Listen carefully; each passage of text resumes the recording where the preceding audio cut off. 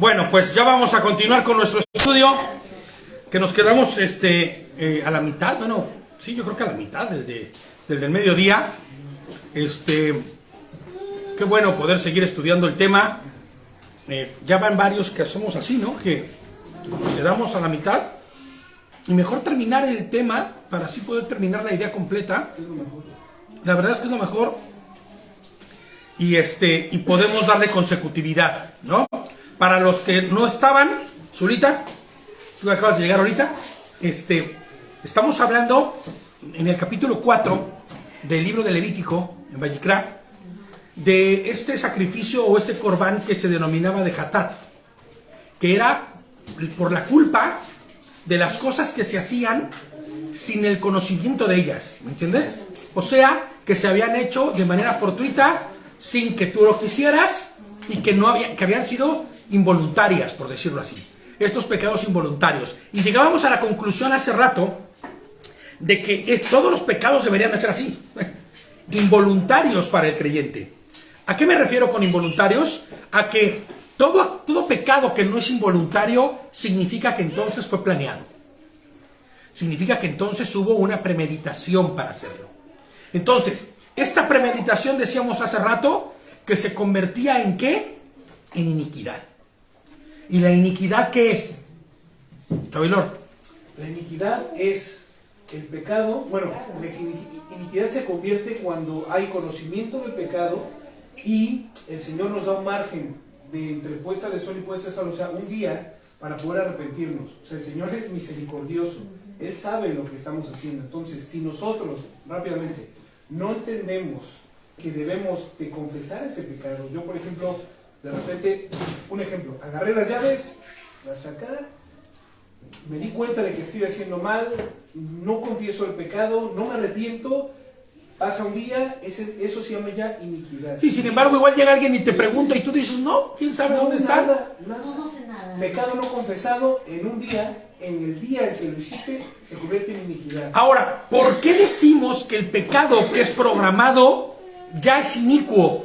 Si no ha pasado todavía un tiempo como para arrepentirte o no. Pues porque ya se había gestado en tu corazón. Y ya no hace falta el hecho de decir, o sea, un pecado hatat, o una falta que tuviera esta categoría, ¿no? De error, de error que no planeaste, si tú lo entiendes, lo conoces ya, te lo hicieron saber, o el Señor mismo te lo reveló y te hizo ver que había ese pecado, ¿no? Y tú te lo guardas, como dice David, se convierte en iniquidad. Porque ya sabes que está mal. Porque estaba mal. Pero ¿qué pasa si desde el principio ya es un pecado programado?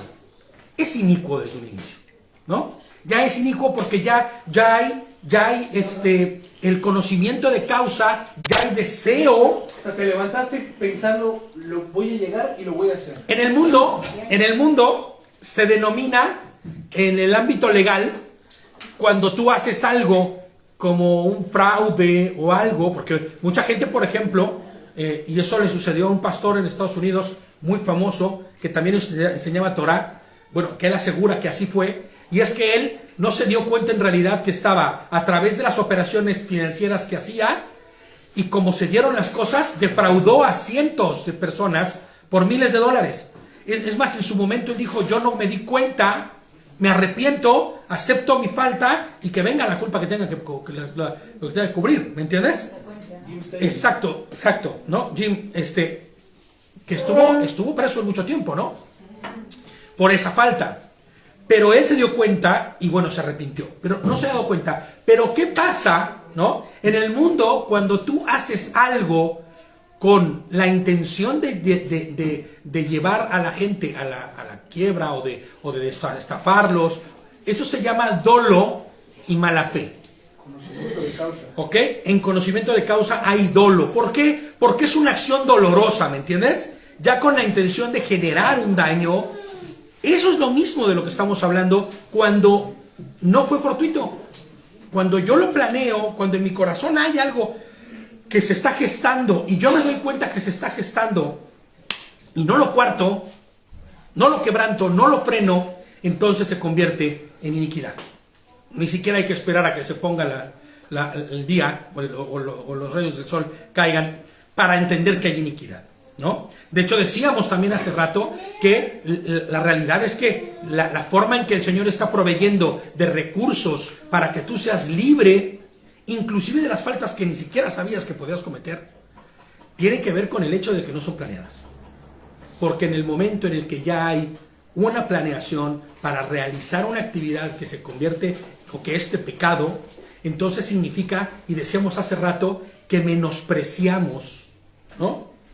Vamos menospreciando a Dios mismo. Como se dice, como dicen en México, ¿no? Lo ninguneamos, ¿no? Entonces lo desestimamos y entonces hay esta iniquidad que se convierte en esa parte terrible, ¿no? De la relación del hombre con su creador.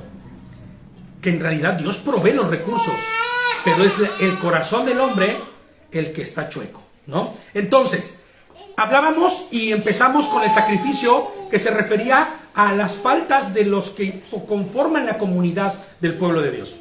Y el primero que por delante fue, ¿se acuerdan quién fue? El sacerdote. Y no cualquiera, el sumo sacerdote. Y veíamos que él también, y pensábamos que si él podía caer, pues puede caer cualquiera. Y no porque él fuera el superhombre, sino porque de alguna forma él estaba en una relación íntima con Adonai, ¿no? Pero ahora vamos a ver en el caso de la comunidad entera. Y dice así, vamos a el capítulo 4 de Vayikra, y va a ser en el verso 13, el Levítico 4, y es el verso 13. En el verso 13 dice: si es toda la comunidad de Israel la que ha errado, fíjate lo que dice, ha errado. O sea, errar significa intentar hacerlo bien, pero equivocarse. Esta frase de errar en el blanco se refiere y hace la imagen de un arquero que dispara hacia la diana, y un arquero que dispara hacia la diana no tiene intenciones de fallar. ¿Estás de acuerdo? Un arquero que dispara hacia la diana no tiene intenciones de caer en el último círculo de la diana.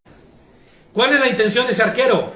El blanco, ¿no? Que no sé por qué le llaman blanco si siempre tiene un centro rojo, pero bueno, el blanco, ¿no? Entonces, el tiro al blanco le llaman, ¿no? Pero bueno, siempre tiene un círculo rojo en el medio, pero la diana, ¿no? La famosa diana. Pero en realidad es esta, que aquí habla de el que ha errado. Y esto habla de que no hay intencionalidad de fallar. No hay intención de fallar, sino el que ha errado, y el asunto pasa inadvertido para la congregación, de modo que haga cualquiera de las cosas por las cuales los mandamientos de Hashem no se debían hacer, y se da cuenta de su culpa, ¿no? Cuando el pecado por el que incurrieron en la culpa llegue a conocerse, la congregación ofrecerá un toro de la manada como ofrenda por el pecado y la traerá frente a la carpa de reunión. Los ancianos de la comunidad le pondrán las manos en la cabeza al toro delante de Hashem, y se inmolará el toro delante de él, delante de Adonai. Ahora, ¿qué notan en estos 3 versos que acabamos de leer? Está hablando de la comunidad, ¿no? Pero después dice que entonces, cuando ya se va a hacer el hatat, el corbán, y se va a inmolar el animalito, ¿quiénes ponen las manos? Los ancianos de la comunidad. Entonces, Rashi, que es un comentarista judío, en su comentario dice que a quien se refiere como si toda la comunidad de Israel errara, en realidad se está refiriendo a los ancianos o a quienes la dirigen. ¿Me entiendes? Los ancianos de Israel en aquellos días eran los que se encargaban de hacer que las leyes, las legislaciones y la forma de vida se llevara a cabo. Como lo que hoy es un alcalde, ¿no? El alcalde se encarga de que su porción de gente que le corresponde en el municipio para el cual él está gobernando haga tal o cual cosa, o se lleve a cabo y se respeten las leyes tal cual es o cual. Entonces, si en algún momento el pueblo se desviase y no fuese corregido, ¿a quién le correspondería entonces la falta o la culpa? Pues al dirigente. No, en este caso no es al sacerdote, en este caso son a los que decía, a los ancianos de la comunidad, a estos que están gobernando, ¿no? A estas autoridades que a través de errar dictaminaron en la ejecución de alguna ley, equivocamente, e hicieran errar al pueblo completo a través de ella, ¿no? Por ejemplo, voy a tener que decirlo, ni modo, no me lo voy a guardar. Ni modo. En el pueblo donde vivimos, hay un día que es el día del marrano. Lo sabemos, ¿no? La exaltación al cerdo. ¿No? Sí, es cierto. ¿No? Es que no me lo puedo guardar, perdón. No me lo puedo callar. ¿Ok? Ese día, lo que se hace es, en la exaltación al cerdo, pues explotar todas las bondades del animalito. Y entonces todas las formas, expresiones de comerlo se hacen patentes y visibles. ¿O no es cierto? ¿No? Así es. Pues hay iniquidad en ello. Porque el cerdo ya sabemos que no se come, que no es comida. Por eso decíamos, ojo, hay que decirlo nuevamente lo que dijimos al mediodía. Las leyes se hicieron para el pueblo de Dios. Para quien no es pueblo de Dios, estas leyes no aplican. Que tengan o no consecuencias a lo futuro, eso es otra cosa. Que el día final el Señor llegue con el que gobernó Guecho o Vizcaya o quien sea y le pregunta que por qué hubo una exaltación a un animal que no es comida o que no debía ser exaltado, ya eso es otra cosa. Pero si en este pueblo hubiese una teocracia en donde Adonai es quien gobierna y la Torah fuera la ley que se respetase, habría iniquidad y habría una desviación por parte de los gobernantes, y entonces ellos tendrían que decir, ups, pero, o sea, imagínate al gobernador, Baruch Hashem casi fuera, ¿no? Que el que está actualmente gobernando, creo que es una alcaldesa, ¿no? Sí, es alcaldesa, creo. No recuerdo su nombre, pero imagínate que un día le es predicado el Evangelio. Conoce a Adonai y como consecuencia de ello, pues empieza a conocer las leyes de Dios, empieza a conocer la Torah, y un día, el día que llega a la exaltación, se da cuenta, hemos cometido un grave error todo este tiempo. Ella le correspondería en aquellos días ir y poner las manos, ¿no? O quien fuese, no sé si quien fuese, la persona que fuese. Le correspondería ir, sea de Verango, sea de Guecho, sea de donde quiera que sea, el poner las manos sobre el animalito, porque hubo una falta en la que no sabía que se estaba incurriendo delito. Va a venir todo el pueblo, y a una se van a poner así uno tras otro, a ponerse las manos para que entonces todos sean perdonados. Pues no. Las faltas del pueblo se entiende que son a consecuencia de una mala gobernanza. ¿Estamos de acuerdo? De una mala ¿cómo se llama? Ejecución de las leyes. Y entonces por ello, y al día de hoy es igual, si hay un problema en Guecho de violencia, ¿a quién volteas a ver? A los pobladores de Guecho. No, hombre, vamos a hablar a nuestro ayuntamiento qué está pasando. No, y hay un dicho que dice, si está mala cabeza... Claro, exactamente, a eso voy. Entonces, ese es el principio de que cuando se habla de los ancianos de la comunidad le pondrán las manos al animalito por la culpa del pueblo, ¿no? Entonces, en ese momento, y vamos a ver que es un poco repetitivo, pero lo vamos a hacer lo más rápido posible, el sacerdote ungido traerá un poco de la sangre del toro a la carpa de reunión, como vimos hace rato, y el sacerdote introducirá el dedo en la sangre y rociará de esa sangre 7 veces delante de Hashem, frente a la cortina del santuario. Y explicamos hace rato, ¿no? La sangre es la parte vital del ser vivo. que tuvo que haber sido sacrificado por una falta que yo cometí. De hecho, el Mayekra dice, la vida de la carne en la sangre está. En la sangre está, exactamente. Entonces ahora imagínate que sea quien sea, un toro o un cordero o un chivito, era inocente y tuvo que haber muerto a causa de mi pecado, ¿no? Pero ese es el recurso que Dios dio en ese momento, pero que, como decíamos en la tarde o en mediodía, apuntaba a la figura de Cristo en la cruz, de Mashiach, ¿no? Quien derramó toda su sangre, dice, ¿no? Toda su sangre para el perdón de los pecados. Entonces, le quitará toda la sangre y la convertirá en humo sobre el altar. Siempre que escuchemos este término de la convertirá en humo, significa que la va a quemar. La pondrá sobre el fuego y le hará un olá, ¿no? Una ofrenda elevada. Se levantará la sangre quemada, ¿no? Hará esto con el toro, tal como se hace con el toro del sacerdote, que fue el que vimos antes, ¿no? Que a su vez es el mismo que el del Shelamim, de la ofrenda por el pecado. Hará lo mismo con este, así el sacerdote hará expiación por ellos y serán perdonados. Fíjate, me decía Isa, ¿no? Ojo, y el primero, el sacerdote, ¿quién le hace el sacrificio? Si el sacerdote fue quien pecó. Bueno, pues él mismo. Imagínate lo duro de este asunto, ¿no? Con mayor afrenta. Uf, o sea, imagínate nada más, ¿no? Ahora, no debemos olvidar que son por desconocimiento. No había conocimiento de ello. Igual el sacerdote lo estaba haciendo mal y alguien le dice, brother, ¿no leíste en la parte donde Moshe te dijo que tenía que ser de la derecha y no a la izquierda? ¿Eh? ¿Cómo? Uf, o sea, ¿me entiendes? O sea, es ese tipo de falta, ¿no? Entonces, llevará el toro fuera del campamento y lo quemará como quemó el primer toro, es la ofrenda por el pecado de la congregación. Hace rato no hice comentario de esto porque iba a venir después, de esta parte de llevarlo fuera. Si se dan cuenta, las patas, inclusive las heces del animal, que le llama el estiércol, todo lo interior, toda la grasa que se le quitaba, todo lo que restaba a las patas, la cabeza, era llevado fuera y quemado fuera. ¿Por qué? Es interesante que parte de la sangre sea llevada y derramada en el altar que se encuentra delante de la carpa de reunión, ¿sí?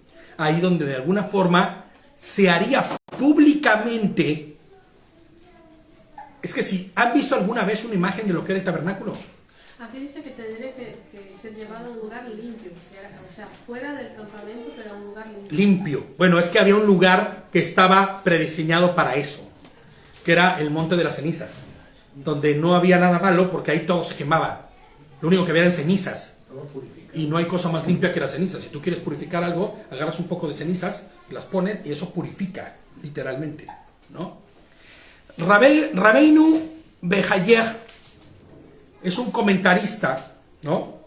Que hace un comentario en nombre de su maestro, de su rabí, Rabí Shlomo, o Shlomo, que dice así: el presente más bello, escucha esto, el presente más bello, o sea, el regalo más bello que un pecador puede ofrecer a Hashem es su arrepentimiento. ¿Te das cuenta, no? Es la teshuvá, el arrepentimiento genuino. Porque entonces significará que cambiaste tus pasos de ir hacia el pecado para cambiar radicalmente de dirección para caminar hacia Dios. Ese es el verdadero arrepentimiento, que es aroma y olor fragante de parte de alguien que cometió una falta para con Dios. El hacer teshuvá, les pongo yo aquí. Es por ello que habrían de traerlo ellos delante de la tienda de reunión para que todos tengan conocimiento del presente ofrecido por el pecador. Que quedara evidencia de ese arrepentimiento, ¿no? Por el pecado que había sucedido y que no fuera a escondidas. ¿Ok? Ahorita vamos a hablar de lo que se lleva afuera, Didácticamente esto sería realmente útil para el pueblo, ¿no? Para que el pueblo prefiriera no llegar hasta ese punto. Y es real. Didácticamente, si tú ves, dicen que cuando veas las barbas de tu vecino, ¿qué? Secar. Cortar. Cortar. Sí, ¿no? O pon las tuyas a remojar, ¿no? Pon las tuyas. No, algo así dice. No es ese proverbio. A mí me parece que es como raro ese dicho, ¿no? De cuando veas las barbas de tu vecino Cortar. Seca. cortar o secar o lo que quiera que sea, pon las tuyas a remojar. ¿Qué significa? Que aprendas de lo de los demás. Eso, exactamente. Exacto. Hazak, hazak, dice. Hazak, hazak. Que aprendas de lo de los demás, del enfrente, ¿no? Que si viste, que si ya viste la falta de tu hermano y tu hermano está llevando su sacrificio y está siendo público con el fin de que tú veas su arrepentimiento, te sean es suficiente eso para que no llegues tú hasta ese punto. Imitar, o sea, ¿No? imitar lo bueno. Y el resto del toro se lleva fuera del campamento. Maimónides, otro comentarista judío también, en su comentario sobre este tema, comparte: estos sacrificios inmolados para la expiación de los errores llamado Hatat, como ya hemos dicho antes, querían simbolizar que si como el cuerpo del animal, se había hecho cenizas y el humo esfumado, también la acción negativa que originaba este sacrificio había desaparecido sin dejar rastro. Y eso no era aroma grato ante Adonai, sino lo opuesto. Por ello lo inmolarían fuera del campamento. O sea, que todo lo demás, por la culpa y por todo eso, que sería mucho más grande y mucho más visible, eso no era otra cosa más que la consecuencia de la falta que había cometido la persona. Y entonces no hubiera sido eso agradable ya, ¿me entiendes? Sino todo lo contrario. Y por eso era que no es que se le estuviera tapando el ojo o la cara al pueblo y decir, ustedes no vean, no, ya pagó, se arrepintió y la parte que le correspondía está cubierta. Lo hizo, ¿no? Pero el resto, donde está implícita la iniquidad del pueblo, era lo que se quemaba afuera. ¿Ok? ¿Para qué? Para hacer que desapareciese y que no volviera a haber evidencia de ello, ¿no? Cualquier caso de zaraja, cualquier caso de lepra, era fuera. Claro, por fuera, para que no se viera la iniquidad exactamente, ¿no? Entonces, el 22 dice, en caso de que sea un gobernante, ojo, el que incurre en la culpa al hacer inadvertidamente cualquier cosa de las que por mandamiento de Hashem no se deben hacer y se dé cuenta de su culpa, o que se traiga a su atención el pecado de que es culpable, traerá como su ofrenda un chivo sin tacha. Ahora, el turno anterior fue de estas autoridades que eran los jefes de familia, ¿no? Los ancianos. Jefes tribales. Exacto, jefes tribales, los ancianos. Pero ahora se está refiriendo a alguien un poco más diferente en el escalafón o en la autoridad, ¿no? Exactamente, en el orden. Ahora el turno es de algún gobernante, incluso el mismo rey, exactamente, en turno, ¿no? Si es que lo hubiera. Por ejemplo, en su momento, ¿quién era quien estaba dirigiendo cuando iban a cruzar a Jericó? Yehoshua, ¿no? El hijo de Nun. Bueno, pues él, si él se hubiera dado cuenta de alguna falta que hubiera cometido en su momento, él estaba obligado a ir y hacer un sacrificio igual. Oye, pero ¿cómo va a ser? Si es Josué. Es el que hizo que se abriera el Jordán en dos. Y entonces tendrías que recordarle, no fue él, fue él. No, él es un ser humano igual que cualquiera. Así que también se equivoca y también comete errores. Y también necesita la redención por parte de Adonai. Y eso es algo que nosotros no podemos dejar pasar de observar. No importa quién seas. Mira, hay un dicho que siempre decimos en México, que todos estábamos metidos en el lodo. Todos, hasta aquí, ¿no? Todos. Y el único que estaba fuera del lodo es Yehoshua. ¿Me entiendes? Porque en realidad en la condición humana todos estamos y participamos y nos codeamos de la misma condición. No podemos decir, no, es que fíjate que el hermano ungido, ese que casi flota, que tiene la aureola, hace rato, ¿no? Que tiene el espectro de luz, ese que se le ve tan precioso, ese es diferente. No, perdóname, ese necesita el sacrificio de Mashiach igual o más. que tú. ¿Entiendes? Aquí no hay seres especiales. Sea quien fuese, el gobernante, el rey, el propio David, ¿no? O el propio Shlomo, que un rey como Salomón no hubo. Sí, se perdió también y horrible, ¿no? De hecho, hay que, sí, de verdad, ¿eh? Hay que decirlo, ¿no? De hecho, hay corrientes judaicas que aseguran que igual y ni se repitió al final, ¿no? Hay quienes dicen, ¿no? Y queda abierto eso, Es un rollo fuerte porque, bueno, que los que hemos leído y que conocemos, entendemos que él al final, cuando escribe Eclesiastés, él dice, el final de todo es el amar a Dios, ¿no? El hacer lo correcto, el ir en pos de su voluntad. Entonces, pero no importa quién sea, ¿me entiendes? No importa si es el altruista más altruista del mundo. Iba a decir el Papa Francisco, pues nada tiene que ver. Aquí no aplica, hijo. Eso aquí no aplica. Pero Ni, es que no. lo usamos como dicho siempre. Se dice porque lo miras como una autoridad, ¿no? Nada, ¿no? Cualquiera está en la misma condición y en la misma situación, ¿vale? Sus sonidos que vienen de lo más allá, no, es de arriba. ¿Ok? Es la tubería. Entonces, no existe ninguna diferencia, ¿no? Cualquier hombre que pudiera incurrir en un error de forma fortuita, como ya lo habíamos dicho antes. Yo creo que como tú lo has dicho, incluso más responsabilidades. Porque claro, a más poder, más responsabilidad. Exactamente. Eso es algo que yo sí quería apuntalar. ¿Somos todos iguales? Sí. ¿Tenemos la necesidad de Mashiach todos exactamente igual? Sí. Pero las responsabilidades no son las mismas para todos. Claro, el que está dirigiendo no puede actuar como cualquier otro. ¿Me entiendes? Tiene que tener un comportamiento determinado que sea ejemplo inclusive, ¿no? Para los demás.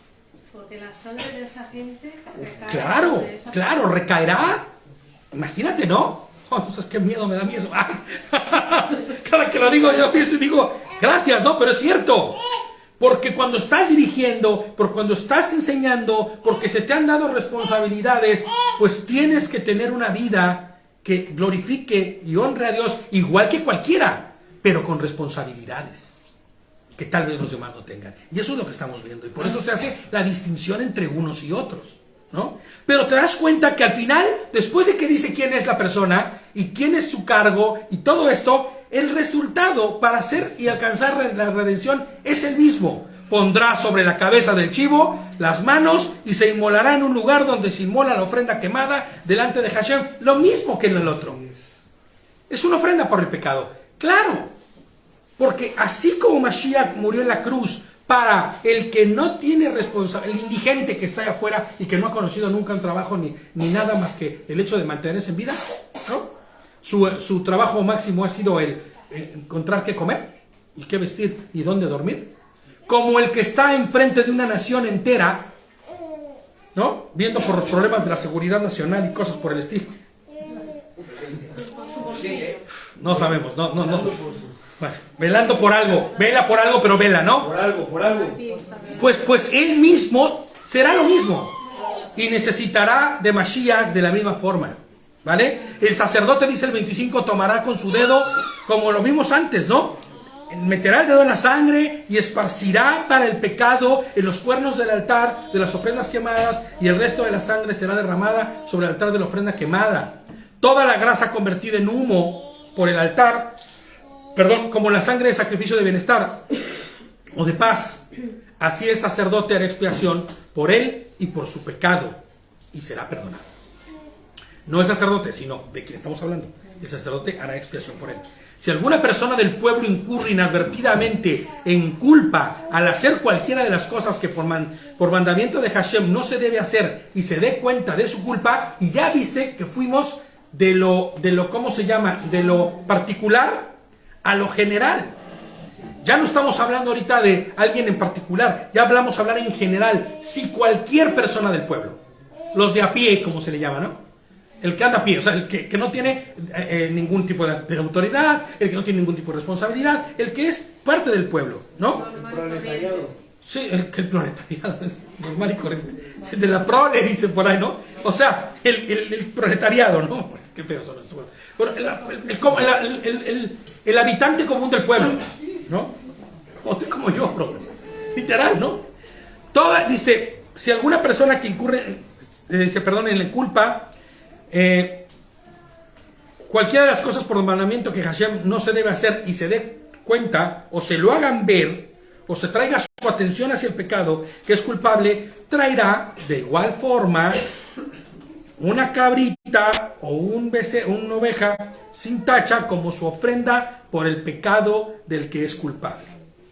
Este sacrificio, les pongo yo aquí, que se hará por cualquier persona del pueblo, es obviamente que no sea pues alguien ni de los que hemos hablado antes, ¿no? Ni gobernantes, ni los ancianos, ni el Cohen, Gadol, o el sumo sacerdote, o el levita, porque ellos tendrán su propia legislación. Si te das cuenta es muy similar, pero hay que hacer el hincapié de que cada caso y cada tema tiene su propia forma, ¿no? Será cualquier persona que por error, de manera fortuita y nunca premeditada, caerá en el error o en el hecho de errar, quebrantando o incumpliendo alguna mitzvah, algún mandamiento. Estaba como por encima del resto de personas. No es que estuviera por encima, es que tenía una autoridad, sí, claro, tenía autoridad por encima del pueblo. De hecho, propiamente... Incluso de un gobernante. Incluso de un gobernante. Claro, sí. O sea, pues sí. Una mayor responsabilidad. Y no era mayor autoridad, sino una mayor responsabilidad. Claro, porque, mira, esto es muy fácil cuando vemos la vida de Moshe y de Aarón, ¿no? Que Moshe que estaba al frente del pueblo en su momento antes de que Moshe se fuera, ¿no? Y que después se queda Josué, y cuando estaba Aarón, y después Eleazar, ¿no? O Eleazar, que es el que se queda. Siempre había el hecho de que este gobernante, llámese Moshe, llámese Josué, llámese quien fuera, iba y pedía consejo, pedía la opinión, ¿no? Perdón, pero la garganta ya está al límite. ¿Cómo se llama? Pedía ¿cómo se llama? El consejo. Pedía oye, consulta a Adonai, ¿no? Me acuerdo, todas las veces que fracasó Joshua, hijo de Nun, ¿por qué fue? Porque no preguntaba al sumo sacerdote. No iba con el sumo sacerdote y le decía, o no consultaba a Dios, ¿no? Entonces, no es que estuviera por encima de él como una autoridad que aquí lo que dice el sumo sacerdote se hace y solo los chicharrones truenan, como decimos en México, ¿no? Pues no. Era una autoridad, sí, por encima del gobernante, sí, pero porque obviamente era el sumo sacerdote. ¿Cuál era el objetivo del sumo sacerdote? Ser la interfaz entre el pueblo y Dios. En eso estimaba su autoridad, ¿no? Entonces pondrá la mano sobre la cabeza de la ofrenda por el pecado, la inmolará exactamente igual que como sucedía en las ofrendas anteriores. El sacerdote tomará con su dedo, dice el 30, un poco de esta sangre y la pondrá sobre los cuernos del altar, exactamente igual que como hemos hablado antes. Le quitará toda la grasa, tal y como se le quita la grasa al sacrificio de paz, y el sacerdote convertirá todo eso sobre el altar como olor grato a Hashem. Así el sacerdote hará expiación por él y será perdonado. ¿Ok? Si la ofrenda que trae como ofrenda por el pecado es una oveja, la traerá hembra. Escuchen esto, porque aquí es donde sí cambia un poco, ¿no? Pondrá la mano sobre la cabeza de la ofrenda por el pecado y se inmolará como ofrenda por el pecado y el lugar donde se inmola la ofrenda quemada. El sacerdote igual tomará todo lo que anteriormente, ¿no? El sacerdote tomará como su dedo un poco de la sangre de la ofrenda por el pecado y la pondrá en los cuernos del altar de la ofrenda quemada y todo el resto de la sangre que derramará en la base del altar. Y toda la grasa se le quitará como se le quita la grasa al sacrificio de bienestar, y el sacerdote la convertirá en humo sobre el altar, sobre la ofrenda encendida, y a Hashem. Así el sacerdote hará expiación por su favor, por el pecado del que es culpable y será perdonado. ¿Se acuerdan que en la ofrenda de Shelamim, cuando la persona no tenía para una vaca, un toro o una oveja, ¿qué podía hacer? ¿Se acuerdan qué podía hacer? unas palomitas o unas tórtolas. ¿Ya te diste cuenta, de lugar de llevar un animal que, O incluso la harina, el aceite. o una minja, que era una ofrenda de harina, ¿no? Una efa, que era una porción de harina con aceite, y que se presentaba eso y se consumía también en el altar. Una parte, sí, claro. ¿Por qué? ¿Por qué aquí no?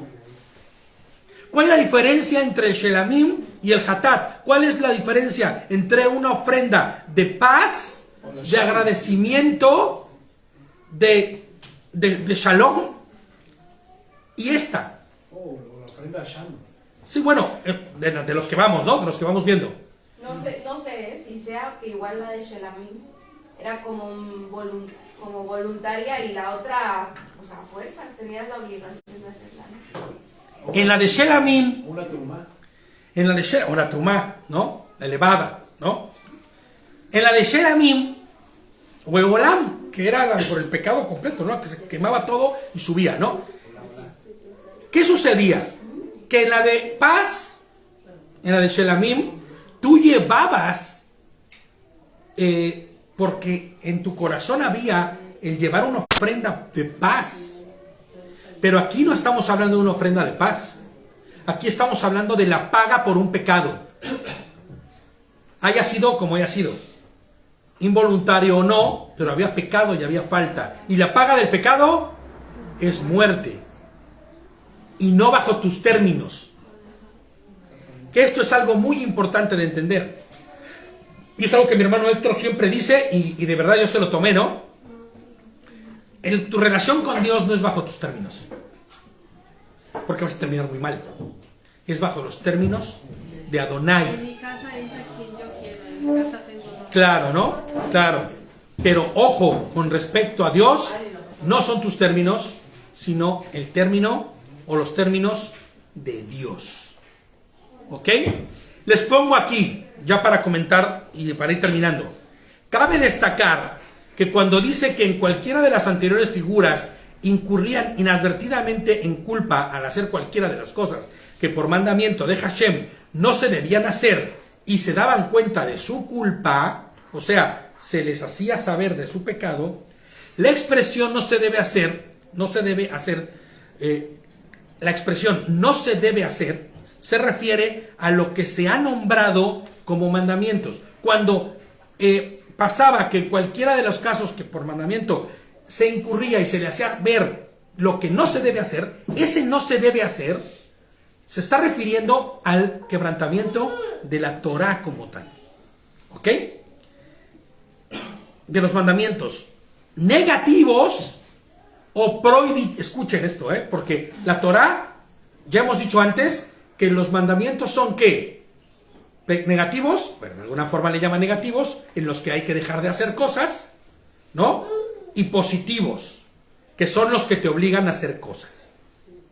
¿Ok?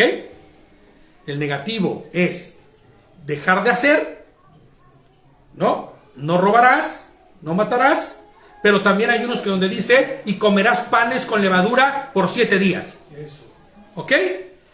Algunos te van a decir que tienes que hacer cosas obligadamente, y otros te van a decir que hay cosas que están prohibidas de hacerse respectivamente, ¿sí? Obligatoriamente. ¿Sí? ¿Entendemos? Entonces, como mandamientos negativos o prohibitivos, y no los positivos, siempre que estamos viendo esta expresión de lo que no se debe hacer, se refiere a los prohibitivos, no a los que son positivos. No a lo que tú tienes que hacer, sino a lo que tienes que dejar de hacer, ¿no? Perdón, es que no sé por qué esto no está en...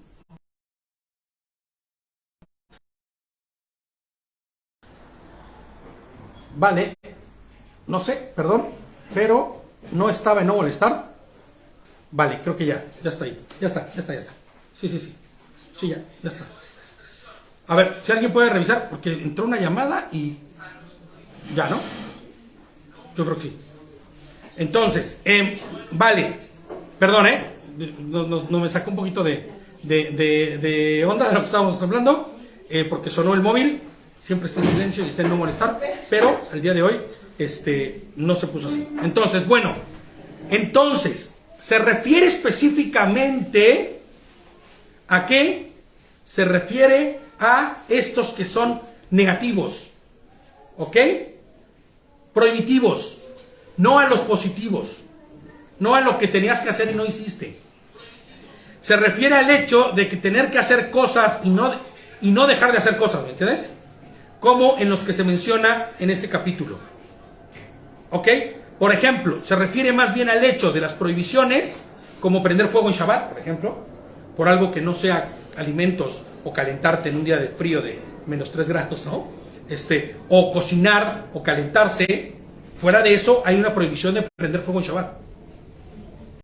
Es que voy a hacer la fiestita de pastelitos y prender fuego. Incluso para cocinar no se podía, No. que habría que hacer el día anterior. No, bueno, es que mira, ¿qué Sí, pasa? Si se puede prever, Mira, pues mejor. sí, pero esto forma parte también de la halajá judía, de la tradición judía, en donde dice que no se puede. Lo que pasa es que nosotros tenemos que entender el hecho del por qué hay esta prohibición. Y ya lo decía yo en algunos otros estudios, que esto tiene que ver con una cuestión que estaba directamente relacionada a una situación agrícola, 100%. ¿A qué se refiere? A lo que era trabajo en el campo. ¿Qué se hacía? ¿Se prendía fuego? ¿No? Se prendía fuego al campo, ¿para qué? Para que la tierra quedara nuevamente lista para sembrar, ¿no? O todo lo que se había cortado y que ya no servía, ¿qué se le hacía? Se quemaba. Eso representaba ¿qué? Trabajo. Y eso es lo que no debías hacer. Pero no el hecho de preparar comida. ¿Me entiendes? El hecho de hacer arder, porque cuando tú vas en el original dice hacer arder, y eso significará que se hará arder con un fin que no sea el de calentar algo, ¿me entiendes? O que tendrá un sentido más bien de trabajo. También tengo entendido que no se puede comprar. Claro, bueno, es que las prohibiciones de Shabbat te dicen que retires tus pasos de las cosas cotidianas del día a día. O sea, no buscarás un beneficio propio. Exacto, que no habrá un beneficio propio dentro de lo que estás haciendo, ¿no? Entonces, oye, que yo voy a ir a ver a un vecino que se está muriendo y que no tiene a nadie y le voy a llevar de comer. No, porque el Shabbat te prohíbe que salga, o sea, no. Claro que sí. No seamos tampoco necios, ¿no? Eso es una buena acción. Claro. Distinto. De hecho, el hermano, el Haber, Eric, les contaba que en uno de los estudios que él hace, que él tiene, que el maestro o rabino de la sinagoga a la que él, un rabino que él conoció, y le decía que el lugar para ir a estudiar, ¿no? La Torah estaba a media hora y tenía que tomar un camión, y entonces le preguntaba, ¿qué debo hacer? ¿Debo tomar un camión y romper con eso la mitzvah, ¿no? O estudiar la Torah, para que entonces pueda yo conocer más del Señor. Y el rabino le dijo, quédate en tu casa y estudia como puedas. ¿Me entiendes? Entonces, en la realidad es que se refiere a esto, ¿no? A este tipo de situaciones. Por ejemplo, no ayunar en Yom HaKippurim, ¿no? O comer algo leudado durante las fiestas de panes sin levadura. Por una equivocación, en cualquiera de los casos que fueran, romper como alguno de los mandamientos que el Señor les ha dado a su pueblo. Ajá. Un hecho innegable, les pongo yo aquí, es que el elemento más importante en cualquiera de estos sacrificios que acabamos de ver, para la expiación de las faltas, ¿cuál es? El elemento más importante, ¿cuál es? ¿El becerrito? ¿El toro? Ni siquiera la sangre derramada. ¿Cuál era el más importante? Bueno, no estoy menospreciando ninguno de los elementos, sino ¿qué es lo que determinará que tenga eficacia? Exactamente. Bien, brother. Así es. Y Luz también me lo puso ahí, ¿eh? El arrepentimiento, ¿no? el arrepentimiento genuino, ¿no? Eso es algo muy, muy, muy importante. Y vas a ver por qué. Y fíjate lo que les pongo yo aquí. Ya que si esto no existe de manera real y genuina como parte de el arrepentimiento, de retraer tus pasos, inclusive cambiar de rumbo y dirección, como decíamos hace rato, ¿no? La famosa metanoia en el griego, palabra famosísima para hablar de arrepentimiento, ¿no? La famosa metanoia, que era cambiar de dirección literal, que es la teshuvá, ¿no? De nada sirve que el mejor corbán hubiese sido inmolado, sacrificado y hecho humo si esa persona no se arrepentía y seguía transgrediendo en su corazón, aún al momento después de haberse llevado a cabo el sacrificio. Ahora les pongo yo aquí, piensen esto. Piensen esto. ¿Cómo se vería alguien que decide confiar en el sacrificio perfecto de Mashiach? Hace rato le presenté como el sacerdote común y corriente, ¿no? Pero hoy pensemos, y en este momento pensemos, en el sacrificio perfecto de Cristo para alcanzar redención. ¿Estás confiando en el sacrificio perfecto de Cristo para alcanzar redención, perdón y oportuno socorro? Pero no retraes tus pasos del pecado. De dientes para afuera. De dientes para afuera, como decimos en México. No se arrepiente genuinamente, sino que por el contrario actúa conforme a sus deseos, placeres, instintos, inclusive de forma premeditada. ¿Cómo se vería eso? Qué terrible, ¿no? Es que mira, por ejemplo, es algo muy fácil de entender cuando lo entiendes correctamente. Claro. El pacto, cuando hay un pacto, ¿qué significa? ¿Que es una sola parte o que hay dos partes? Dos partes. Para que se pueda llevar y ejecutar el pacto es dos partes. Entonces, el Señor te dice, yo te permitiré entrar en mi pacto. Pero lo dices desde el principio, este es el pacto que yo haré contigo. Yo seré tu Dios, pero tú responderás siendo mi pueblo. Exactamente. ¿Me explico? No es una condición, porque no es condicionado. Es un pacto, es un trato que se hace y el Señor dice... Claro, las dos partes tienen funciones dentro del pacto. Y aquí lo que nos han enseñado, nos han mal enseñado es a recibir el beneficio de Dios, pero no a dar nada a cambio. Claro, a no saber que tenemos responsabilidades. Exactamente, a vivir y exhibe nuestras responsabilidades. Y no es así. Y es que ¿sabes qué pasa? Que las teologías allá afuera, sobre todo lo bautista, por ejemplo, te dice que todo lo que tú puedas hacer en función al pacto de Dios para con tu parte, sí, entonces ya estás, ya estás ayudando a Dios y ya no fue 100% el sacrificio de Mashiach lo que te salvó, sino que algo tú hiciste para eso. Y no es así. No, y también te presenta la otra parte. Todo lo que quieras hacer es inútil, porque no vas a complacer a Dios al 100%. Claro, entonces no tienes que hacer nada, ¿no? Si no es en Cristo, ¿me explico? O sea, están esas dos cosas. Pero ahora, imagínate esto.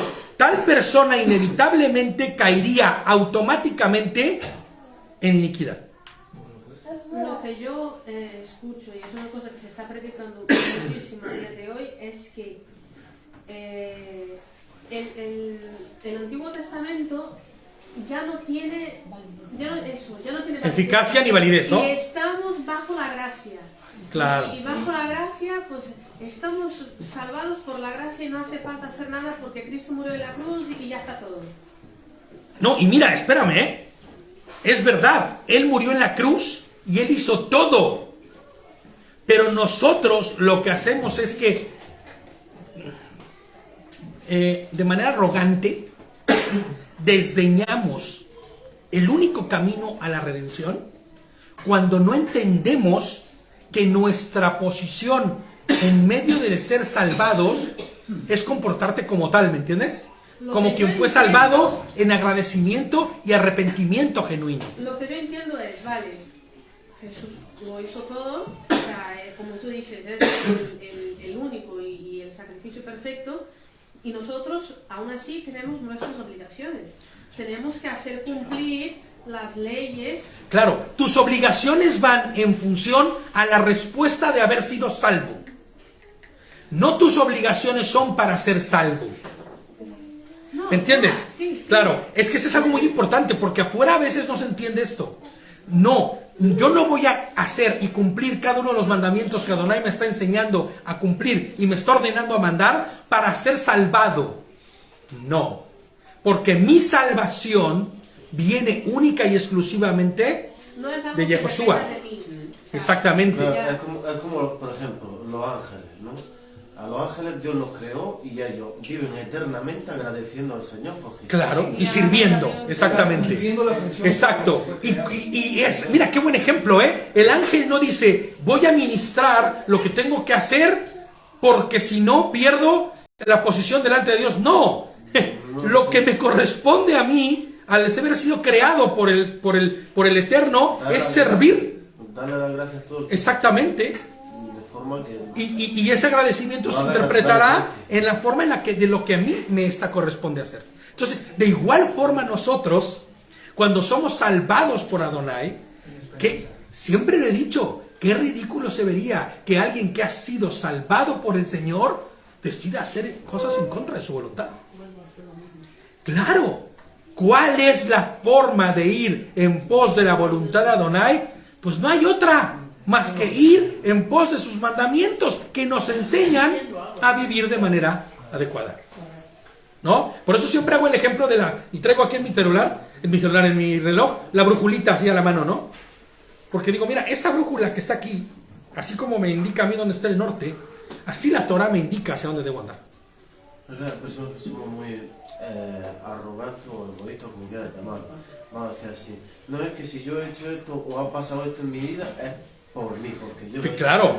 Pero eso, Arrogancia. Eso no es así. Desdén, Tú ¿no? no eres ni tu propio creador ni nada de eso, ¿me entiendes? Claro, claro. El agradecimiento Exactamente. tiene que ser al que te ha creado. Exactamente, al Creador, ¿no? Entonces, debemos entender esto, ¿no? La persona que mira de diferente forma esto, inevitablemente cae en iniquidad, ¿no? En iniquidad. Fíjate lo que dice, les pongo yo aquí, tal y como dijimos antes. Eso sería equivalente a menospreciar de manera arrogante, a desdeñar el único camino a la redención, ¿no? Si ese que está ahí yendo en pos del sacrificio de Mashiach, pero decide seguir haciendo su voluntad y decide seguir haciendo. Por eso dice Juan, no te engañes, la verdad no está en ti, ¿no? Porque todo aquel que diga que ama a Dios y que es de Dios y está con Él, pero no hace conforme a su voluntad, no se engañen, la verdad no está en ti. Solo hay iniquidad, ¿no? Hechos 3:19. Vamos a empezar a leer una serie de sí. Me vino a la cabeza que no sé. Es que hay unas enseñanzas, madre mía, cuanto más pasa el tiempo, Sí. más Allá afuera hay cosas que no de lo ridículo que es. flipas, como dicen aquí. Pero tengo esa duda porque no sé si está tan ridículo. No sé qué pensar. Que bueno, que cuando se pase los 1000 años, ¿Sí? El milenio. eso es, cuando se pasen Y los Satanás 1000 vuelva a años, ser otra vez soltado. Sí, que hay como una especie de segunda redención. Una especie de segunda redención que ya no va a ser por la sangre y el sacrificio de Cristo, sino que por tu propia sangre. Mira, ¿Ya has oído algo de eso? a ver, claro, esto es una enseñanza 100% evangélica de las de allá afuera de Iglesia Pentecostal de esas, ya sabes, ¿no? No tengo nada en contra, que se entienda, no tengo nada en contra de esto, pero hay mucha ignorancia en función a muchas de las teologías que se manejan dentro de las propias iglesias allá afuera. Lo que te dicen no es que la redención vendrá, o una segunda redención vendrá a través de tu sangre, sino que lo único que pagará tu pecado es tu propia sangre, tu muerte. ¿Me entiendes? No, lo que La- yo oí es tal cual te lo estoy diciendo. Que tu culpa va a ser quitada, por tu propia sangre. Sí, o sea, porque como, O sea, la muerte de nosotros en Cristo, ¿no? Porque No, es que a ver, espérame. no, Aquí hay algo muy importante, lo que mira. yo estoy diciendo imágenes tal cual. Ahora, pero primero que nada entendamos algo, ¿no? Entendamos, y por eso hemos estudiado ya antes lo que es el Día del Señor, ¿no? ¿Se acuerdan que dijimos? Para no alargarnos mucho. En el milenio habrá unos que serán resucitados y otros no. Los que estén vivos a la venida del Señor serán transformados y otros no. ¿Me entiendes? Los que fueron transformados serán los redimidos por el Señor. Y los que reinarán o serán sacerdotes del reino y gobernarán y harán lo que tengan que hacer o ministrarán durante el tiempo de los 1000 años que el Mashiach esté en la tierra, ¿no? Pero habrá también personas comunes y corrientes que no doblaron rodilla para con Adonai y que ellos no fueron redimidos. Si tú me preguntas si ellos van a ser perdonados nuevamente, si su sangre pagará por su pecado, si van a tener un juicio o no, la palabra es clara. Todo aquel que no confesó a Adonai, a Yehoshua, como su rey y salvador, y que vivió conforme a la voluntad de lo que él enseñó antes de su segunda venida, todo aquel que no lo hizo y el Señor vino, la palabra dice que estará destituido de su presencia. Y en su momento será resucitado. Por eso es que los de la segunda muerte o la muerte segunda no resucitan junto con los que van a ser transformados. Porque durante el tiempo en el que estos que no fueron transformados van a morir también. Pero morirán ya en el estatus de los que murieron antes sin haber aceptado al Señor. Y entonces en el día final, cuando sean despertados, aunque hayan muerto ya con Mashiach en la tierra, pero en iniquidad porque nunca aceptaron al Señor, ellos resucitarán para vergüenza y oprobio y para el lago de fuego. ¿Me entiendes? Ahora, si tú me preguntas por los hijos de los hijos de los hijos de esos que durante 1000 años nacerán, no te sé responder. Y el día que el Señor venga le preguntaremos. Porque es algo que la palabra no lo especifica y que no sabemos qué será y cómo será, porque ellos seguirán teniendo hijos. Y entonces la palabra dice que la culpa de los padres no la llevarán los hijos, ¿no? Que porque los padres hayan comido uvas amargas, no tendrán de entera a los hijos, ¿me entiendes? No tendrán toda escaldada la boca a los hijos por la culpa de los padres. Entonces, ahí es algo que no te puedo decir yo. Es que incluso dan detalles como que... bueno, sí, es que mira, ojo, les van a torturar y si no llegan a Dios, sí, se claro, van a salvar por su propia sangre. dan tantos detalles como los chicos que fueron al infierno, ¿no? Un infierno que no existe y que no está en proceso en este momento y que no existe tal, porque dice que la palabra dice que todos duermen hasta que el Señor venga y levante a los que tengan que levantar, y hasta el final de todo entonces ya se pondrá en actividad el lago de fuego. Pero no hay ningún infierno, no hay una muerte, no hay un diablito castigando gente. ¿De qué me hablas? ¿Y qué visiones son esas de esa gente que dice que ahí? Pues son puros inventos y puras locuras. La verdad, perdón, ahí sí tengo que decirlo, que son puros inventos y puras locuras. Si no hay infierno, ¿dónde está el diablo entonces?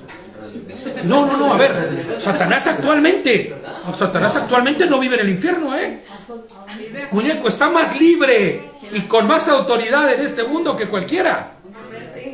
Porque dice que es el príncipe de la autoridad del cielo, del aire, digo. Del cielo no, del aire, ¿no? O sea, hoy día Satanás no está siendo castigado, él ya fue condenado y sufrirá la misma suerte que todos aquellos que rechazaron a Mashiach. En el día final, en el lago de fuego. Porque no quiere ir solo. Ahora, ojo, claro, él intentará perder a todos los que más pueda, ¿no? A todos. Solamente por herir al corazón de Dios. Claro, ahora, escúchame, cuando el Señor venga, sí será puesto en prisión. Y después de 1000 años, será soltado nuevamente. Sí, les voy a poner ahí en la descripción de este estudio los que hemos dado antes del Día del Señor, porque ahí explico todo eso a detalle. Ahí se explica muy bien a detalle todo eso.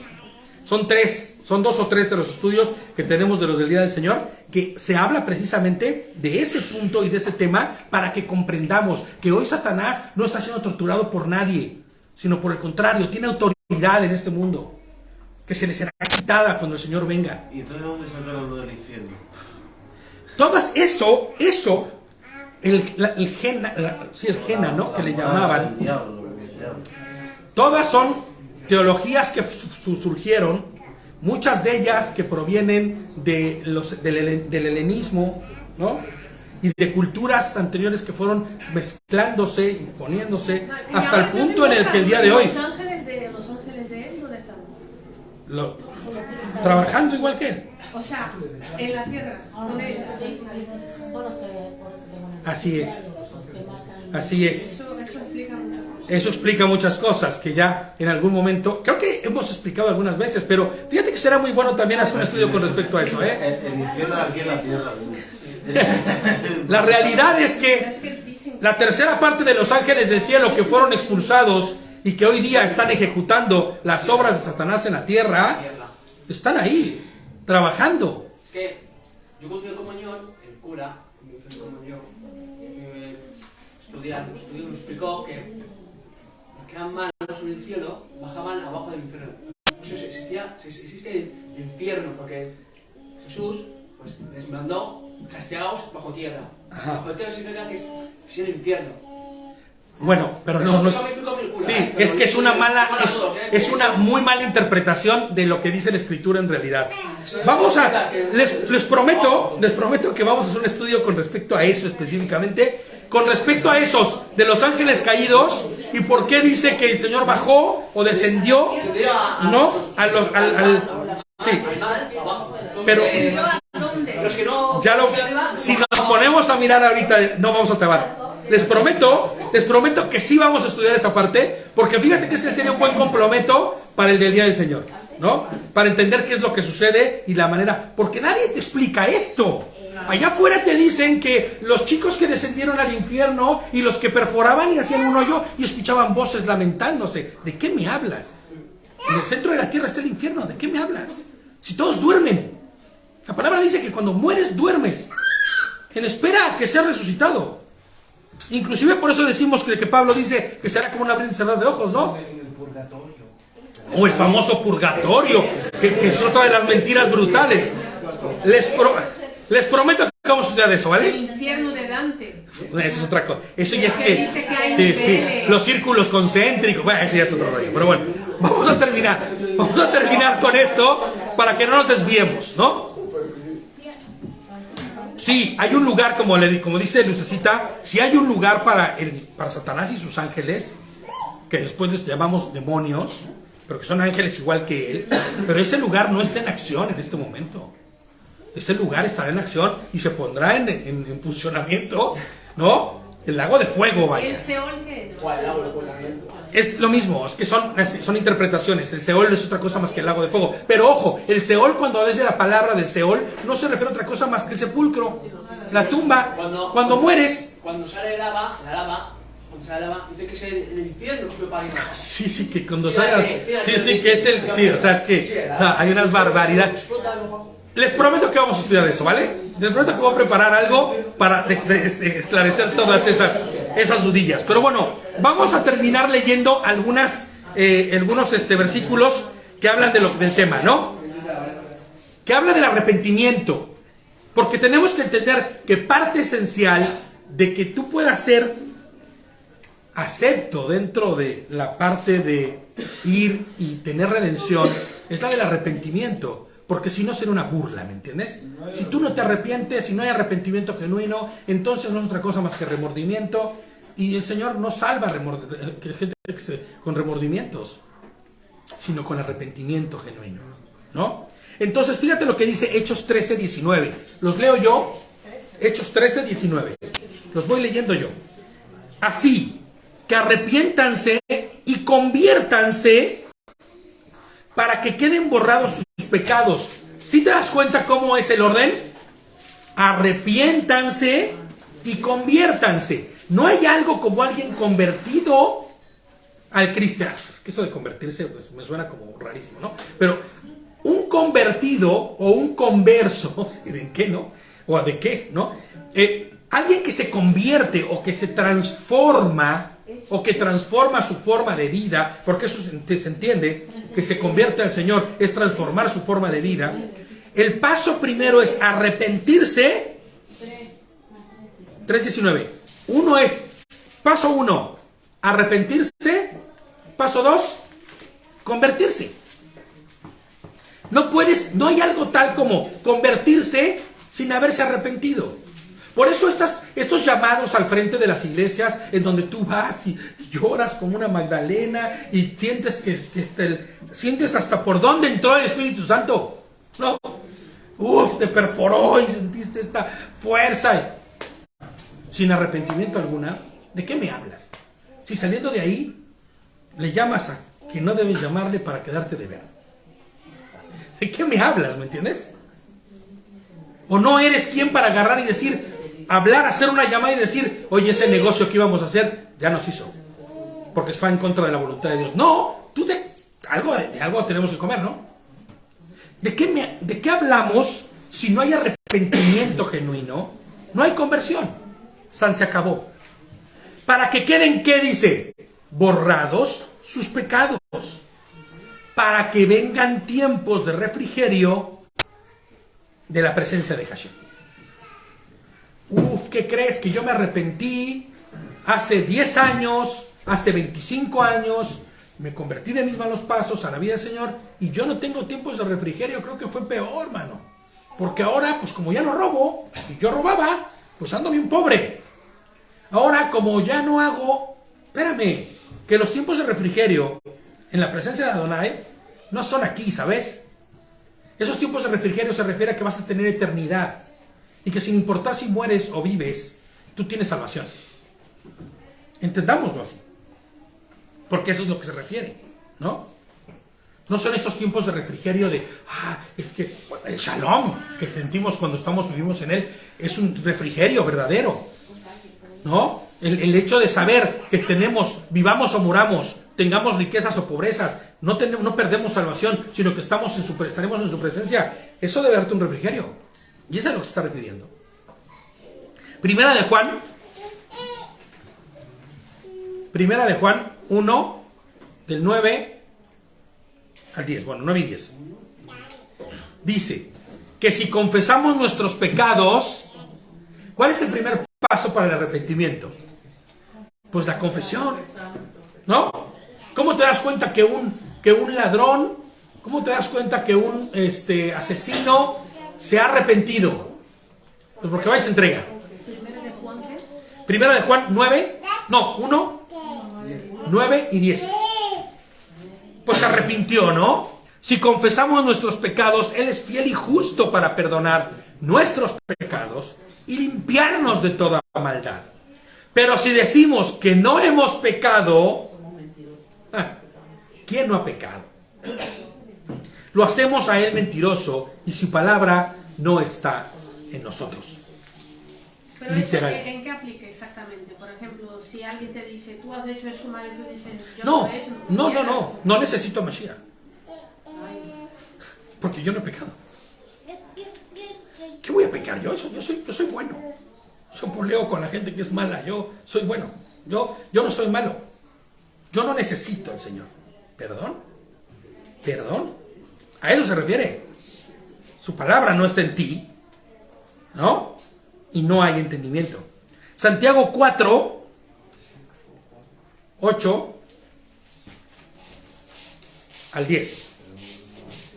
Fíjate lo que dice: acérquense a Dios y Dios se acercará a ustedes. Lávense las manos, pecadores, dice, ¿no? Santiago 4, del 8 al 10.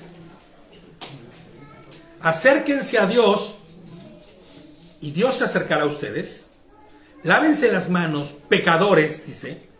Rudo, Rudo.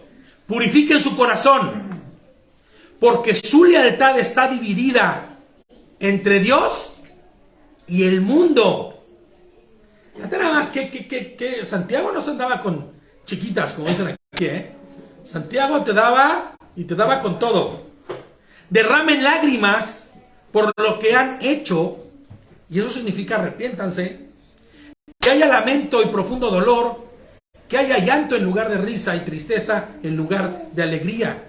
Humíllense delante del Señor y Él los exaltará o los levantará con honor. En otras palabras, Santiago está diciendo, ¿sabes? Cuando tú te arrepientes realmente y hay dolor en tu corazón por lo que hiciste, hay llanto. Yo no conozco a nadie que se ha arrepentido del mal que le hizo a alguien sonriendo, riendo, gozoso. ¿Qué está diciendo Santiago? Que sea coherente lo que dices con lo que haces. Porque de nada sirve, de lengua me como un taco, decimos en México, ¿no? De lengua me como un taco. No, de lengua nada. No importa lo que digas. Sé coherente y tu manera de vida sea coherente con lo que dices. Lucas 15:7. Les digo que del mismo modo, Lucas 15:7. Les digo que del mismo modo habrá más gozo en el cielo por un pecador que se arrepiente que por 99 justos que no necesitan arrepentimiento. ¿Te das cuenta de qué nivel es el arrepentimiento para esto? Ante Dios. Hechos 17:30. Dice, Hechos 17:30.